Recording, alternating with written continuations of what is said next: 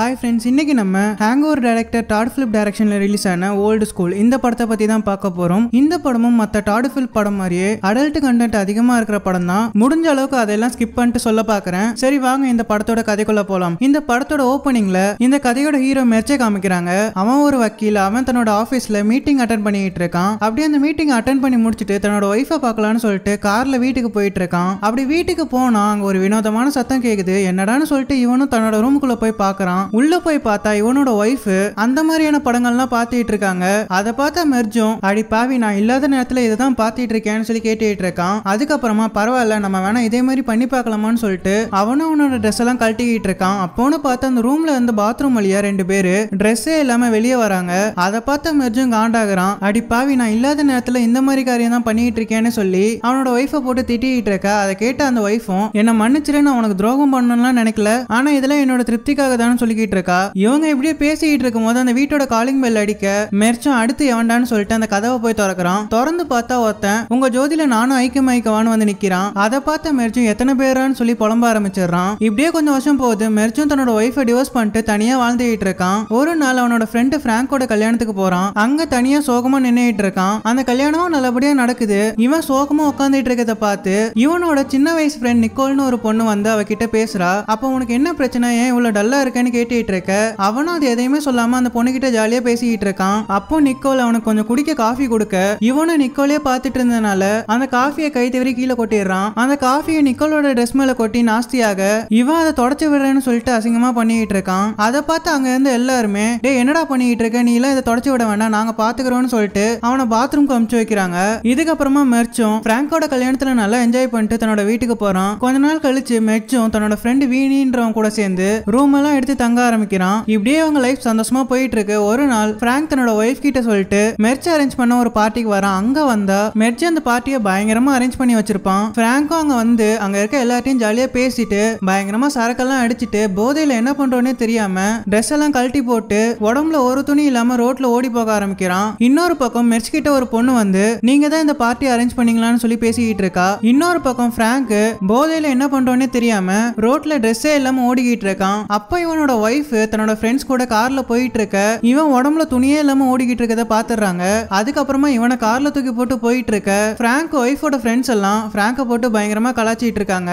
இதை பார்த்த பிராங்கோட ஒய்ஃபுக்கு ஒரே கடுப்பா இருக்கும். அவங்களும் தன்னோட ஃப்ரெண்ட்ஸ் கிட்ட வாயை மூடுங்கன்னு சொல்லிட்டு பிராங்க வீட்டுக்கு கூட்டு போறாங்க.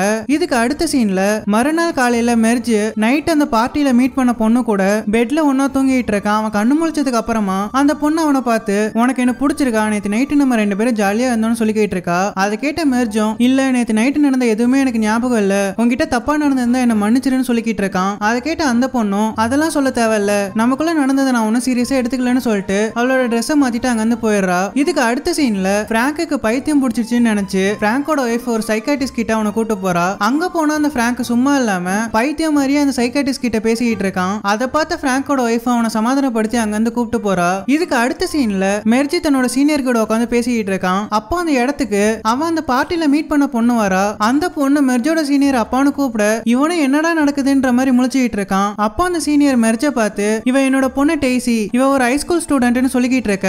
அதை கேட்ட மெர்ஜுக்கும் தூக்கி வாரி போடுது. அடி பாவி, ஹைஸ்கூல் படிக்கிற சின்ன பொண்ணா நீ, இப்படி அநியாயமா என்கிட்ட போய் சொல்லி ஏமாத்திட்டியேன்னு அவளை முறைச்சிட்டு இருக்கான். அப்ப அந்த பொண்ணு என்ன மாட்டி விட்டுறாதப்பான்னு கண்ணாலே சிக்னல் கொடுத்துட்டு இருக்கா. இதுக்கப்புறமா மெர்ஜு அவனோட சீனியரை சமாளிச்சுட்டு வீட்டுக்கு போயிட்டு இருக்கான். அப்படி வீட்டுக்கு போய் பார்த்தா இவனோட ஃப்ரெண்ட்ஸ் அந்த வீட்டுக்குள்ள நிறைய மனநலம் பாதிக்கப்பட்டவங்களை கூப்பிட்டு வச்சு பேசிக்கிட்டு இருக்காங்க.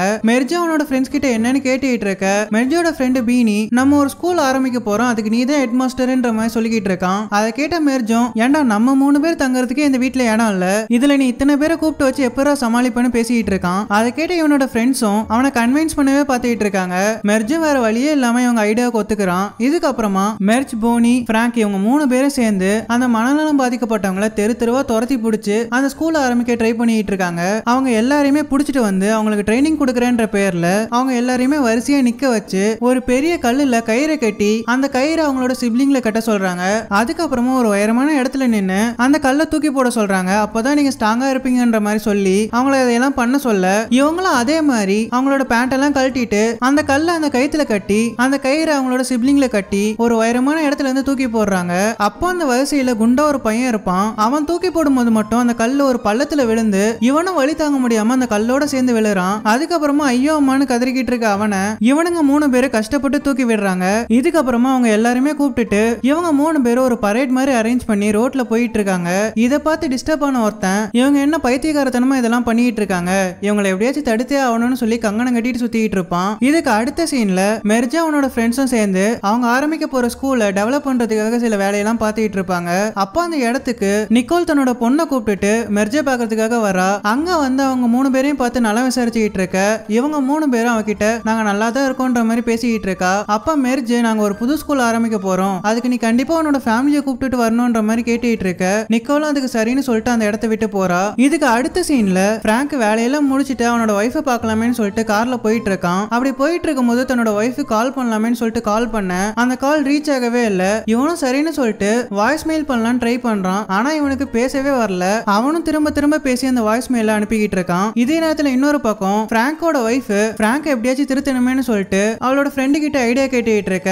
அந்த ஃப்ரெண்டும் கிறுக்குத்தனமா இருக்க எவனோ ஒருத்தன் கிட்ட கொண்டு போய் விடுறா. அவன் என்னடானா எப்படி புருஷனை திருப்திப்படுத்தணும்ன்ற மாதிரி அசிங்கமா சில விஷயம்லாம் கத்து கொடுத்துட்டு இருப்பான். அதை பார்த்து பிராங்கோட ஒய்ஃபுக்கும் இதெல்லாம் தேவையில்லாத வேலைன்ற மாதிரி அவளோட ஃப்ரெண்டு கிட்ட சொல்லிக்கிட்டு இருக்க. அந்த ஃப்ரெண்டும் இதெல்லாம் கத்து வச்சுக்கோ உனக்கு யூஸா இருக்கும்னு சொல்லிட்டு பிராங்கோட ஒய்ஃபை கன்வின்ஸ் பண்றா. இதுக்கப்புறமா பிராங்கோட ஒய்ஃபும் வேற வழியே இல்லாம அந்த ஆள் சொல்ற எல்லா விஷயத்தையுமே பண்ணிக்கிட்டு இருக்கா. இதே நேரத்துல இன்னொரு பக்கம் பிராங்க் வீட்டுக்கு வந்து காலிங் பெல்ல தட்டிக்கிட்டு இருக்கான். யாருமே வராதனால என்ன நடக்குதுன்னு சொல்லிட்டு அவன் வீட்டு ஜன்னல் வழியே எட்டி பாக்குறான். பார்த்தா இவனோட ஒய்ஃபும் அந்த ஆளும் தப்பு பண்ற மாதிரி ஒரு போஸ்ட்ல நின்னுட்டு இருப்பாங்க. அதை பார்த்து கடுப்பான பிராங்கும் பின்பக்கமா கிச்சனுக்கு போய் அந்த ஆளை அடிச்சு போடுறான். அந்த ஆளை விடாம பிராங்க் அடிச்சு அவனோட இடுப்பெலும்பை உடைக்க இந்த சத்தத்தை கேட்டு பிராங்கோட ஒய்ஃபும் அவளோட ஃப்ரெண்ட்ஸும் வராங்க. வந்து கீழே விழுந்து கிடக்கிற பிராங்கை பார்த்து உனக்கு ஒன்னும் ஆகலைன்னு கேட்டுட்டு இருக்காங்க. அதுக்கப்புறமா அந்த ஆளையும் பார்த்து உங்களுக்கு ஒன்னும் ஆகல, என்னோட புருஷன் உங்களை பயங்கரமா அடிச்சுட்டாரான்னு சொல்லி விசாரிச்சுக்கிட்டு இருக்காங்க. அதை பார்த்து பிராங்குக்கும் ஒரே வருத்தமா இருக்கும். அடி பாவீங்களா, எங்க ஒருத்தன் அடிபட்டு விழுந்து கிடக்கிறேன், என்ன பாக்குறத விட்டுட்டு அவனே விசாரிச்சுக்கிட்டு இருக்கீங்களேன்னு யோசிச்சுட்டு இருக்கான். அதுக்கப்புறமா அங்க வந்து போயிடுறான். இதுக்கு அடுத்த சீன்ல மெர்ஜ் சொன்ன மாதிரியே அந்த ஸ்கூலை ஓபன் பண்ணி ஒரு பார்ட்டி வச்சு அதுல ஜாலியா என்ஜாய் பண்ணிட்டு இருக்கான். அந்த பார்ட்டிக்கு நிக்கோலும் அவளோட குடும்பத்தோட வரா. அதை பார்த்த மெர்ஜுக்கு ஒரே சந்தோஷமா இருக்கும். மெர்ஜும் நிக்கோல் கிட்ட தனியா பேசிட்டு இருக்கான். அப்போ நிக்கோல் எனக்கு சின்ன வயசுல உன்னை ரொம்பவே பிடிக்கும், என்ன பண்றது நான் வேற ஒருத்தனை கல்யாணம் பண்ணிட்டு போயிட்டேன்னு சொல்லிக்கிட்டு இருக்கா. அதை கேட்ட மெர்ஜும் சின்ன வயசுல எனக்கும் மேல ஒரு கிரஷ் இருந்துச்சுன்னு சொல்லிக்கிட்டு இருக்கான். இப்படியே அவங்க 2 பேரும் ஜாலியா பேசிட்டு இருக்கும்போது மெர்ஜ் கொஞ்சம் வெயிட் பண்றியா, நான் வாஷ்ரூம் போயிட்டு வரேன்னு சொல்லிட்டு அங்கிருந்து போறான். இன்னொரு பக்கம் நிக்கோலோட புருஷன் அந்த பார்ட்டில வேலை பார்த்துட்டு இருந்த ஒரு வெயிட்டர்ஸை கூப்பிட்டு பாத்ரூம்ல சென்சார் பண்ணிட்டு இருக்க. கரெக்டா அந்த இடத்துக்கு மெர்ஜ் வந்துடுறான். அவனை பார்த்தோன்னே அந்த வெயிட்டர்ஸும் அங்க இருந்து தலை தெறிக்க ஓடி போறா. அப்போ நிக்கோலோட புருஷன் மெர்ஜை பார்த்து இந்த விஷயத்தை பத்தி நீ நிக்கோல் கிட்ட சொன்னா உன்னை உண்டிலன்னு ஆக்கிடுவேன்னு மிரட்டிட்டு அங்கிருந்து போறான். இதை கேட்ட மெர்ஜுக்கும் ஒரே கடுப்பா இருக்கும். இதுக்கு அடுத்த சீன்ல அந்த பார்ட்டில பிராங்க் ஒரு குதிரையை பார்த்துட்டு சோகமா நின்னுட்டு இருக்கான். அப்போ அந்த குதிரை வளர்க்குறவன் அவன் கிட்ட வந்து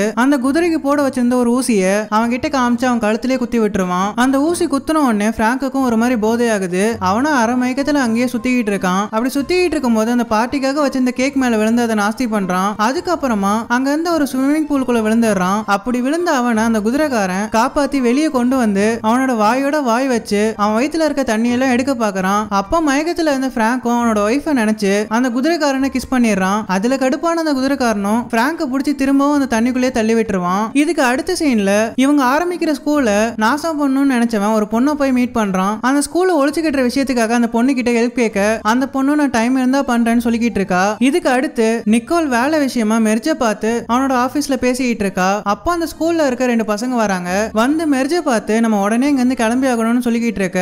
மெர்ஜும் நீங்க போங்க நான் வேலையை முடிச்சுட்டு வரேன்னு சொல்லி அவங்க 2 பேரையும் அனுப்பிச்சு வைக்கிறான். இதுக்கு அடுத்த சீன்ல மெர்ஜ் தன்னோட ஸ்கூலுக்கு போறான். அங்க போன ஒரு பெரிய ரெஸ்லிங் காம்படிஷனே நடந்துகிட்டு இருக்கும். அதுல மெர்ஜ் கலந்துக்க சொல்ல மெர்ஜும் வேற வழியே இல்லாம அந்த காம்படிஷன்ல கலந்துக்கிறான். அப்ப மெர்ஜ் கூட சண்டை போட்ட ஒரு பொண்ணு அவன் மேல கொஞ்சம் கூட இறக்கமே காமிக்காம அவனோட வாயை அடிச்சு உடைச்சிருவா. இதுக்கப்புறமா அந்த ஸ்கூல்ல படிச்சிட்டு இருந்த ஒரு வயசான தாத்தாவை கூப்பிட்டு 2 அழகான பொண்ணுங்க கூட சண்டை போட சொல்றாங்க. அந்த 2 பொண்ணுங்களும் என்ன நினைச்சாங்கன்னே தெரியல, திடீர்னு அவங்க ட்ரெஸ்ஸை கழட்டி போட்டுருவாங்க. அவங்க நிக்கிற கோலத்தை பார்த்து அந்த தாத்தாவும் வாயை பொழந்துகிட்டே கீழே சாய அப்படி விழுந்தவர் தான் அப்படியே மண்டையை போட்டுறாரு. இதுக்கு அடுத்த சீன்ல செத்து போன அந்த தாத்தாவுக்கு இறுதி அஞ்சலி எல்லாம் பண்ணிட்டு இருக்காங்க. அந்த தாத்தாவை நல்லபடியா அடக்கம் பண்ணிட்டு அந்த தாத்தாவுக்காக ஒரு பாட்டு பாடுறேன்னு சொல்லிட்டு அந்த பிராங்க் ஹேங் ஓவர் ஆலன் மாதிரியே ஒரு கேவலமான பாட்டை கர்ண கொடூரமா பாடிக்கிட்டு இருக்கான். அதை பார்த்து பிராங்கோட ஒய்ஃபும் பயங்கரமா கடுப்பாக்குறாங்க. அதுக்கப்புறமா பிராங்க பார்த்து இனிமே என்னால உன் கூட குப்பை கொட்ட முடியாது, தயவு செஞ்சு எனக்கு டிவோர்ஸ் கொடுத்துருன்னு கேட்டுக்கிட்டு இருக்க. பிராங்க வேற வழியே இல்லாம சரி நான் உனக்கு டிவோர்ஸே கொடுத்துறேன்னு ஒத்துக்கிறான். இதுக்கு அடுத்த சீன்ல நிக்கோலையும் அவளோட புருஷனையும் காமிக்கிறாங்க. அவங்க 2 பேரும் அவங்களோட வீட்டை காலி பண்ணி வேற ஒரு இடத்துக்கு போயிட்டு இருக்காங்க.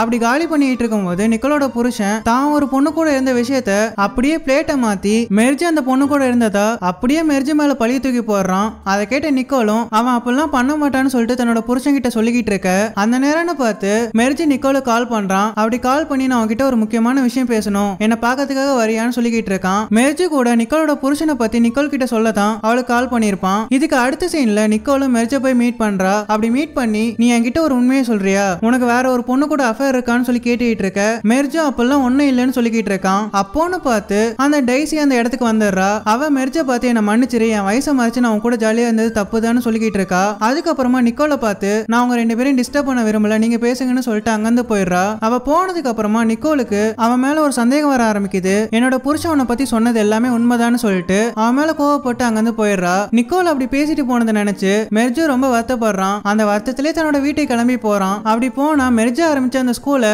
மூடுறதுக்காக ஒருத்தன் கேஸ் போட்டிருப்பான். அதை கேட்ட மெர்ஜோ ரொம்ப கடுப்பாகிறான். அதுக்கப்புறமா அந்த ஸ்கூல்ல இருக்க எல்லாரையும் கூப்பிட்டு என்ன பண்ணலாம்னு சொல்லி கேட்டுக்கிட்டு இருக்கான். அதுக்கப்புறமா நம்ம எப்படியாச்சும் இந்த ஸ்கூலை காப்பாத்தி ஆகணும்னு பேசிட்டு இருக்காங்க. இதுக்காக மெர்ஜோ தன்னோட ஸ்கூலை காப்பாத்துறதுக்காக ஒரு கேஸ் போடுறான். அப்ப மெர்ஜோட ஸ்கூலை அழிக்க நினைச்சவன் ஒரு காம்படிஷன்ல உங்க ஸ்கூல் ஜெயிச்சிட்டா இந்த கேஸை விட்ரா பண்ணிடுறோம்னு சொல்லிக்கிட்டு இருக்கான். அதை கேட்ட இவங்களும் அந்த காம்படிஷன்ல ஜெயிக்க கங்கணம் கட்டிட்டு சுத்திட்டு இருக்காங்க. அந்த காம்படிஷனோட முதல் ரவுண்ட்ல ஒரு ஸ்பீச்சை கொடுக்க சொல்றாங்க. பிராங்க் தான் அந்த ஸ்பீச்சை கொடுக்கறான். அவனும் வேற லெவல்ல பேசுறான். அதை பார்த்து அந்த காம்படிஷனோட ஜட்ஜும் பிராங்க பாராட்டி இந்த முதல் ரவுண்ட்ல நீங்க தான் ஜெயிச்சீங்கன்னு அனௌன்ஸ் பண்றாரு. இதுக்கு அடுத்து ரெண்டாவது ரவுண்ட ஒரு ரிட்டர்னிங் டெஸ்ட் வைக்கிறாங்க. அந்த டெஸ்ட்டை உட்காந்து எல்லாரும் எழுதிக்கிட்டு இருக்காங்க. அப்போ அந்த ஸ்கூலை சேர்ந்த எல்லாருமே அவங்க காதுல ஒரு ப்ளூடூத்தை செட் பண்ணிட்டு அந்த கொஸ்டின் பேப்பர்ல இருக்க எல்லா கொஸ்டினுமே வாசிச்சுக்கிட்டு இருக்காங்க.